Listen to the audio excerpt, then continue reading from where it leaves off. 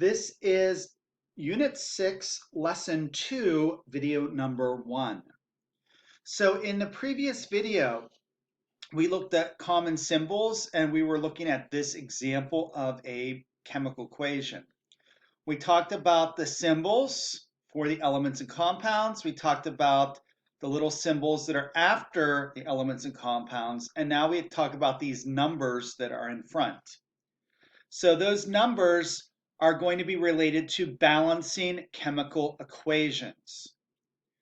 So in order to do this, we have to go back to about October or maybe even the end of October when we talked about the law of conservation of mass.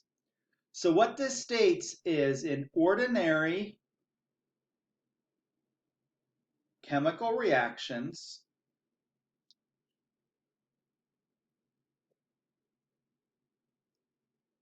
mass cannot be created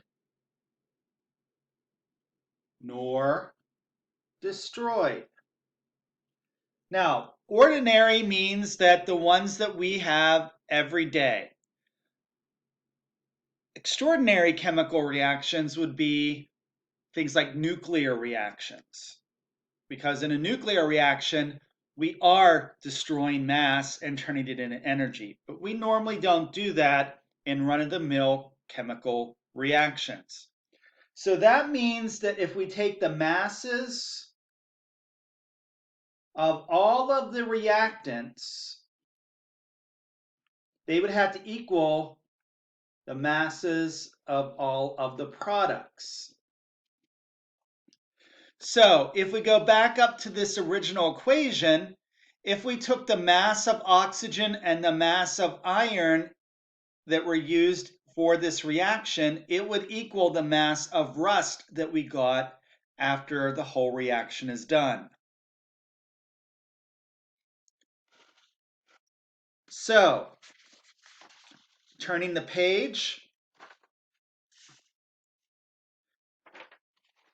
the number of atoms of reactants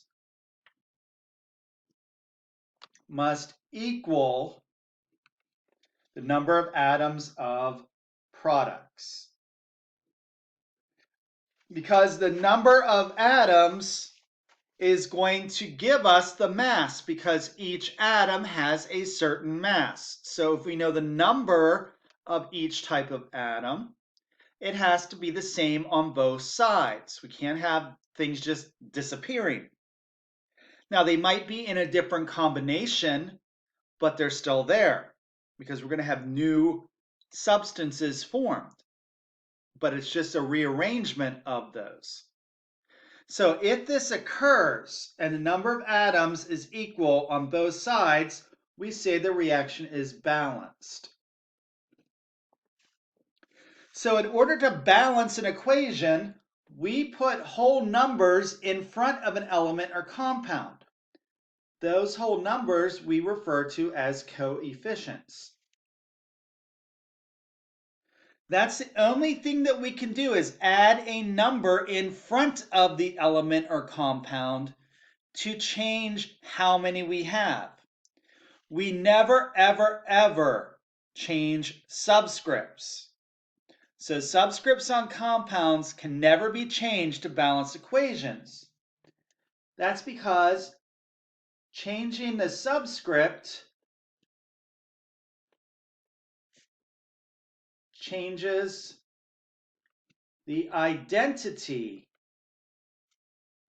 of the compound. So we would have a compound that wasn't there before.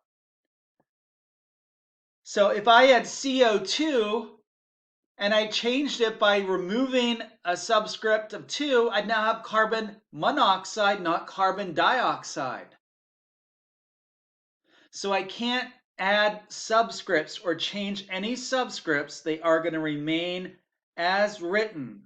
So the only thing we can do is add a number in front